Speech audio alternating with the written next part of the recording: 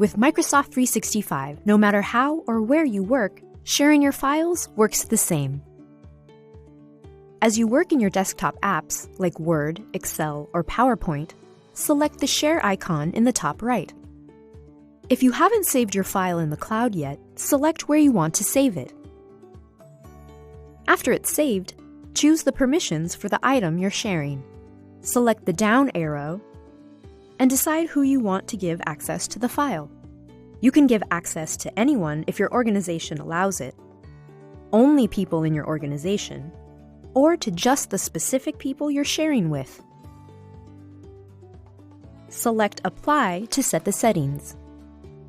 Then type the name or email address of the person you want to share with and add a message.